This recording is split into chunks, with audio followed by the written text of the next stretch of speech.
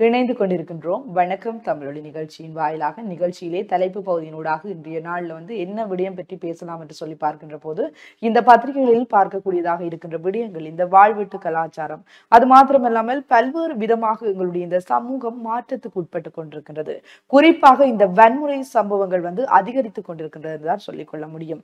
ஏனென்று சொன்னால் இன்றைய இந்த இந்த இப்பொழுது இந்த கோயில் திருவிழாக்கள் இடம்பெற்றுக் கொண்டிருக்கின்ற இந்த ஆன்மீகத்தில் எல்லோருமே ஈடுபட்டுக் கொண்டிருக்கிற இந்த நிலையிலும் கூட இந்த வாழ்வீட்டு நிகழ்ந்திருக்கின்றது. அது மாத்திரமல்லாமல் இது தொடர்பான இந்த வன்முறை சம்பவங்கள் அதிகரித்திருக்கின்றது சொன்னால் இன்றைய சமூகம் எவ்வாறு மாற்றமடைந்து கொண்டு சென்றிருக்கின்றது என்பதை நாங்கள் சிந்திக்க வேண்டியவர்களாக இருக்கின்றோம். இவ்வாறெல்லாம் வன்முறை சம்பவங்கள் இடம்பெறுகின்றது என்று சொல்லி நாங்கள் அடிக்கடியே பேசிக் கொண்டிருக்கின்றோம். ஆனால் இதற்கான காரணங்கள் என்ன என்பதை நாங்கள் கண்டறிந்து அதனை நாங்கள் சரி செய்ய வேண்டியது எங்கள் ஒவ்வொருவருடைய கடமையாகவும் இருக்கின்றது என்று சொன்னால் எங்களுடைய சமூகத்தை ஒரு சீரான ஒரு சமூகமாக நாங்கள் உருவாக்க வேண்டும். மனித நேயமிக்க ஒரு சமூகமாக நாங்கள் உருவாக்க வேண்டும். நாங்கள் அன்றைய காலங்களில் யார் எவரென்றே தெரியாமல் ஒருவருக்கு ஏதாவது பாதிப்பு என்றால் கூட உதவி செய்கின்ற ஒரு நிலை இருந்தது. ஆனால் இன்று அவ்வாறாக இல்லை. இன்று அருகில் இருப்பவர் விழுந்தால் கூட தூக்கி விடுவதற்கு எவருமே எல்லோருமே யோசிக்கின்ற ஒரு நிலைமை இருக்கின்றது. அவ்வாறாக இல்லாமல் மனிதநேயம் மிக்க ஒரு சமுதாயத்தை நாங்கள் உருவாக்க வேண்டியவர்களாக இருக்கின்றோம். எங்களுடைய எதிர்கால சமூகத்தினராவது அன்பினால் பிணைக்கப்பட்டவர்களாக இருக்க வேண்டும். இன்றைய நாட்களில் நாங்கள் பார்க்கின்ற போது எல்லோருடைய மனதிலுமே ஏதோ ஒரு விரக்தி, அது மாத்திரமில்லாமல் வேலை அப்படின்னு சொல்லி ஒவ்வொரு விடயங்கள் அவர்கள் சொல்லி இந்த அன்பு மனிதநேய பண்புகள் இவற்றை எல்லாவற்றிலும் இருந்து தங்களை விலக்கிக் கொள்கிறார்கள் என்றுதான் சொல்லிக்கொள்ள முடியும். குறிப்பாக நாங்கள் பார்க்கின்ற போது இந்த வன்முறை சம்பவங்கள் அதிகரிப்பதற்கான காரணங்கள் என்று சொல்லி நாங்கள் பார்க்கின்ற போது பல விடயங்களை பேசிக்கொண்டே செல்லலாம். ஒரு பட்டதாரியாக ஒருவர் இருக்கிறார் என்று சொன்னால் அவருக்கு வேலை வாய்ப்பு இல்லாத பட்சத்திலே அவருக்கு ஒரு விரக்தி நிலை உருவாகின்றது. அது மாத்திரமில்லாமல் பல்வேறு விடயங்களில் முதல் கல்வி நடவடிக்கைகளிலே இந்த ஒழுக்கங்கள் கற்பிக்கப்படுகின்றது. எந்த ஒரு ஆசிரியர்களும் இந்த பிழையை செய்ய வேண்டும் என்று சொல்லி மாணவர்களை தூண்டி விடுவதும் இல்லை, அதற்காக கற்பிப்பதும் இல்லை. மாறாக இந்த ஒழுக்க நெறியின்படி நடக்கின்ற இன்றைய இந்த வீதமானது குறைவடைந்து கொண்டே செல்கின்றது. எங்களுக்கு அன்றைய காலத்தில் சொல்லி தந்த அதே பாடத்தை தான், அதே ஒழுக்க விழுமியங்களை தான் இன்றைய நாட்களிலும் கற்றுக்கொண்டிருக்கிறார்கள். இருந்தாலும் ஏன் இவ்வாறு மாற்றங்கள் நிகழ்கின்றது என்று சொல்லி பார்க்கின்ற போது இந்த போதைப் பொருள் கலாச்சாரம் அதுவும் அடிக்கடி பேசப்படுகின்ற ஒரு விடயம். மாணவர்கள் மத்தியில் கூட இந்த போதைப் பொருள் கலாச்சாரம் பரப்பப்படுகிறது. இதனால் பிள்ளைகளுக்கு எந்த ஒரு நன்மை தீமைகள் எதுவும் தெரிவதில்லை. அந்த போதைப் பொருளை பயன்படுத்தி அந்த குறித்த மணி நேரத்திற்கு என்ன விடயம் அவர்களால் செய்ய முடியுமோ அது வன்முறை சம்பவமாக இருந்தாலும் அவர்கள் அதை குறித்து வருத்தப்படுவதில்லை.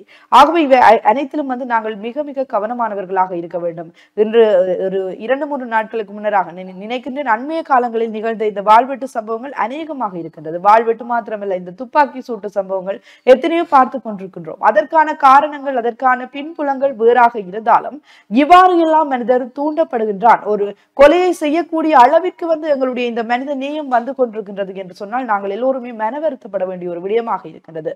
ஒவ்வொரு சிறுவர்களுக்கும் நாங்கள் அன்பை முதல் வலியுறுத்த வேண்டும். மனிதர்களை மனிதர்களாக நாங்கள் நேசிக்க கற்றுக் கொடுக்க வேண்டும். நாங்கள் அடிக்கடி சிறு வயதிலிருந்து படித்த ஒரு குரலாக இருக்கிறது. ஒழுக்கம் விழுப்பம் தரலால் ஒழுக்கம் உயிரிலும் மேலாக ஓம்பப்படுகின்றது.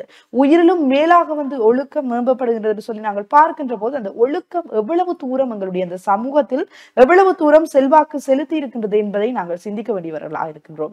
மாறாக இன்றைய நாட்களில் நாங்கள் பார்க்கின்ற போது இந்த ஒழுக்கம் என்கின்ற ஒரு விடயத்தை சொல்லியே எல்லோருமே எப்படி சொல்வது, எங்கு பார்த்தாலும் இந்த ஒழுக்கமாக மாணவர்கள் இல்லை, ஒழுக்கமாக இந்த பல்கலைக்கழக மாணவர்கள் இல்லை, அவர்களுடைய செயற்பாடு இவ்வாறு இருக்கின்றது சொல்லுகின்ற போது அதற்கான அடிப்படை காரணிகளை நாங்கள் தேடி கண்டறிய வேண்டும். இன்றைய காலத்தில் இந்த மாணவர்களுக்கு மாணவர்கள் என்று சொல்லி பார்க்கின்ற போது ஒரு குறிப்பிட்ட வயது பிரிவினருக்கு இடையில் இந்த காசு பணம் இருக்கின்ற வீதமும் அதிகரித்திருக்கின்றது.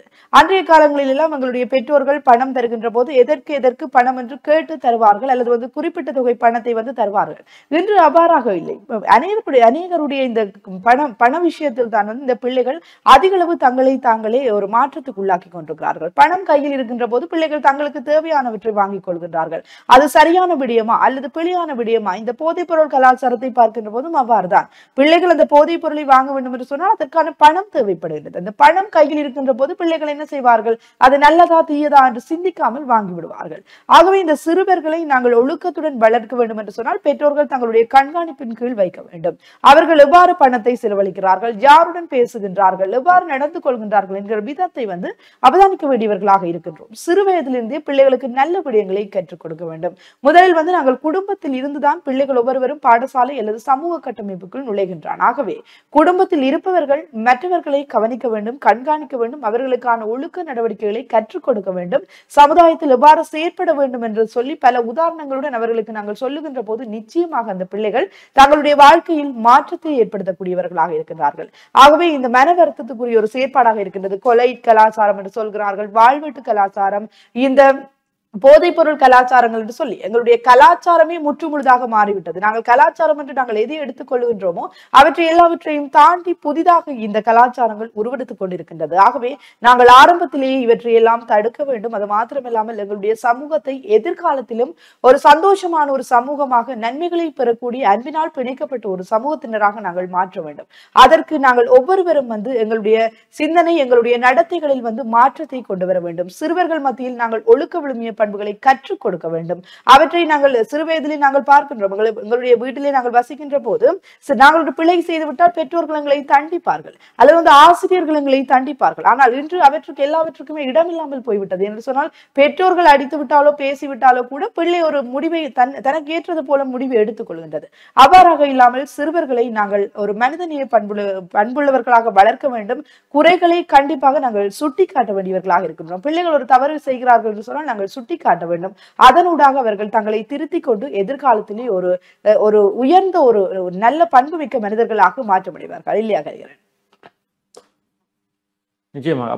அப்படி இருக்கும்போது இந்த வன்முறைகள் என்று வரும்பொழுதுதான் வாழ்வெட்டு கலாச்சாரம், இந்த எங்களுடைய வடக்கு பகுதியிலே இருக்கக்கூடிய வாழ்வெட்டு கலாச்சாரம், அதே போல தெற்கு பகுதியில் இருக்கக்கூடிய இந்த துப்பாக்கி சூடு, இந்த பாதாள கோஷ்டி. அப்ப அண்மையிலே வந்து கிளிநொச்சியில் நடைபெறக்கூடிய கூட்டமுறையில் வந்து அமைச்சர் பிமல் ரத்நாயக்க, தற்போதைய தேசிய மக்கள் சக்தியினுடைய அரசினுடைய அமைச்சராக இருக்கக்கூடிய பிமல் ரத்நாயக்க அவர்கள் என்ன கூட்டியிருக்கிறாரா, இந்த துப்பாக்கிச்சூடு, வாழ்வெட்டு கலாச்சாரம், இந்த பாதாள உலக குழுவை எல்லாம் யார் உருவாக்கி இருக்கிறார்கள்? மஹிந்த தரப்பு தான் உருவாகி இருக்கிறது. கடந்த காலங்களிலே ஆட்சியில் இருந்திருக்கக்கூடியவர்கள் தான் இந்த தரப்புகளை தங்களுடைய சுயலாபங்களுக்காக, தங்களுடைய ஆட்சிகளை தக்க வைத்துக் கொள்வதற்காக, தங்களுடைய எதிரிகளை அழிப்பதற்காக, சமூகத்தில் ஒரு குழப்பத்தை உருவாக்கி சமூகத்தை ஒரு சீரில்லாமல் வைத்திருக்கும் பொழுது தங்கள் பக்கம் கவனங்கள் இல்லாமல் மக்கள் இந்த பிரச்சனைகளுக்குள்ளே சிக்கிக் கொண்டிருப்பார்கள் என்பதற்காக இப்படியான குழுக்களை உருவாக்கி வைத்திருப்பது இந்த மஹிந்த தரப்புகள் என்று அண்மையிலே கூறுகிறார். விரைவிலே அவற்றை களைவோம் என்று கூட கூறுகிறார். பழம்புடைய ஆசிரியர் தலையங்கமும் இன்றைக்கு அப்படித்தான் இருக்கிறது. வாழ்வெட்டு கலாச்சாரத்தை கட்டுப்படுத்த முடியாது என்று அண்மையிலே நடைபெறக்கூடிய இந்த நல்லூர் கண்மித்த பகுதியிலே நடைபெறக்கூடிய வாழ்வெட்டு கலாச்சாரம் பல பலதரப்பட்ட இடங்களிலே கவன ஈர்ப்பாக மாறுகிறது. அப்படி இருக்கும்போது இந்த ஒரு காலத்துல வந்து இந்த கிரீஸ் பூதம் என்ற ஒரு பிரச்சனை என்று இருந்தது. கிரீஸ் பூதம் விடியேற ஏழியா போராக்களை கிரீஸ் பூதம் போட்டுறது, வீடுகளுக்கு பூந்து விளையாடுறது,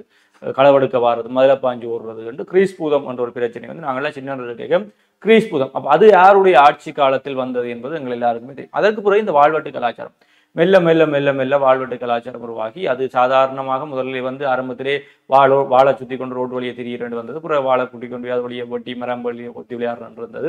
பிறகு ஆக்களை வெட்டி இன்றைக்கு கொலைகளாக மாறி இருக்கிறது. அப்ப இதே போல தென்னிலங்கையிலே இன்றைக்கு துப்பாக்கி சூட்டு கலாச்சாரம் வந்திருக்கு. அப்ப இப்போதான் வருது விடுதலை புலிகளிடமிருந்து கைப்பற்றப்பட்ட ஆயுதங்கள், துப்பாக்கிகள் தான் தென்னிலங்கையில் அதிகம் உலாவிக் கொண்டிருக்கிறது என்று தெரிவிக்கப்படும். அப்ப இப்படி இருக்கும்போது இதெல்லாம் யாரால் உருவாக்கப்பட்டது என்றால் அமைச்சர் பிமல் ரத்நாயக்க கூறுகிறார். கடந்த கால அரசுகள், குறிப்பாக மஹிந்த அரசாங்கங்கள் தான் இதற்கெல்லாம் காரணம். அதற்கு அவர்களுடைய சுயநலம் தான் காரணமாக இருக்கும் பொழுது அது ஒரு பக்கம் அவர்களுடைய அரசியல் நாடகங்களாக இருந்தாலும் இன்றைக்கு எங்களுடைய பிள்ளைகள் என்ன வாழ்வி போய்கொண்டிருக்கிறார்கள். குறிப்பாக நாங்கள் ஒரு காலத்திலே எங்களுடைய புலம்பெயர் தேசத்திலே 3ஆம் தலைமுறை இந்த மண்ணை மறந்து விடுவார்கள். இது ஒரு சுற்றுலாத்தலமாக மாத்திரம் பார்ப்பார்கள். இதுதான் எங்களுடைய தாய் தந்தையர் பாட்டன் பூட்டியினுடைய பூமி என்று ஒருபோதும் நினைத்து அவர்கள் வரப்போவதில்லை என்று கூறியிருந்தோம். ஆனால் இன்றைக்கு நல்லூரை பார்க்கும் பொழுது எங்களுடைய பிள்ளைகளை, இந்த புலம்பெயர் தேசத்தில் வரக்கூடிய எங்கள் உறவுகள் எல்லாம் தங்களுடைய பிள்ளைகளை அழைத்து வந்து இந்த கலை கலாச்சார பண்பாடுகளை சொல்லிக் கொடுக்கிறது. அதே போல இந்த சமூக வலைத்தளங்களிலே எங்களுடைய வெளிநாட்டுக்காரர் கதைக்கக்கூடிய தமிழுக்கு என்று ஒரு ரசிகர் கூட்டம் ஒன்றுவாய் எங்களுடைய ஈழத்தமிழை அவர்கள் அங்கே ஒன்றை கதைக்கும் பொழுதும் அதில் ஒரு சின்ன ஒரு அழகு ஒன்று தென்படுகிறது. அதிலும் இந்த ஆங்கிலத்திலேயே வளர்ந்து ஆங்கிலம், பிரெஞ்சு போன்ற ஐரோப்பிய மொழிகளில் வளர்ந்துக்கக்கூடிய அந்த பிள்ளைகள் எங்களுடைய தமிழை கதைக்கும் போது, எங்களுடைய ஊர் பாசைகளை கதைக்கும் போது, எங்களுடைய யாழ்ப்பாண தமிழெல்லாம் கதைக்கும் போதும் அது அழகாக அந்த தமிழுக்கு என்று ஒரு ரசிகர் கூட்டம் உருவாகியிருப்பார். அவர்கள் அங்கே தமிழை ஊக்குவிக்கிறார்கள், இங்கே வருகிறார்கள். அப்ப நாங்கள் கவலைப்பட்டு கொண்டு வந்த இந்த புலம்பெயர் தேசத்து 3வது தலைமுறை என்ன செய்ய போகுது என்றால் அவர்கள் நல்லாக இருக்கிறார்கள். இந்த எங்களுடைய மண் மீது கொண்ட ஆசையால் அவர்கள் இனி வருவார்கள் என்ற நம்பிக்கை இருக்கு. இந்த கலை கலாச்சாரங்களை மதிப்பார்கள் என்ற நம்பிக்கை இருக்கிறது.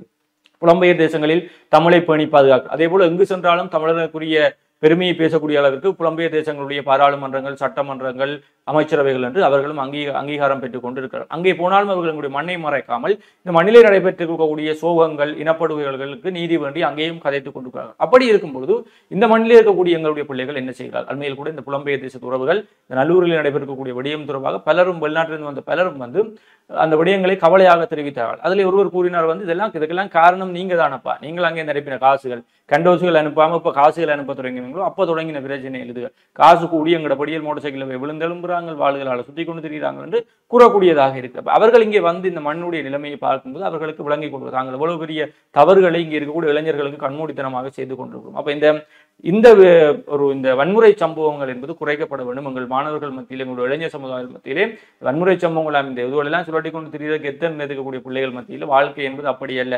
எப்பயாச்சும் ஒரு இடத்துல வாழ்க்கைங்களுக்கு காதை பொத்தி பல்லாறு என்றதையும் அப்ப விளங்கும் வாழ்க்கை என்பது இப்படி நாங்கள் எத்து காட்டுறது சீனா போட்டுக்கொண்டு திரிகிறதுல வாழ்க்கை என்பது வேறு விதமான ஒன்று என்பது.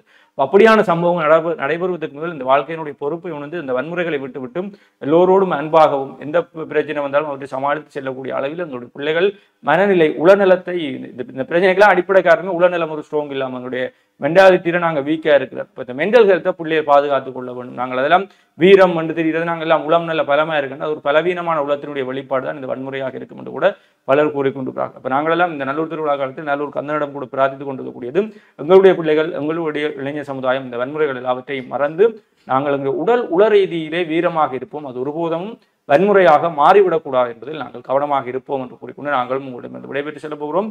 மற்றொரு நிகழ்ச்சியில் உங்களை சந்திக்கும் வரை உங்களிடமிருந்து விடைபெற்று செல்லும் நான் மற்றும் உங்கள் அன்பின் கரிகரன் மற்றும் கலின்ஸ்டா ஜெயக்குமார். நன்றி.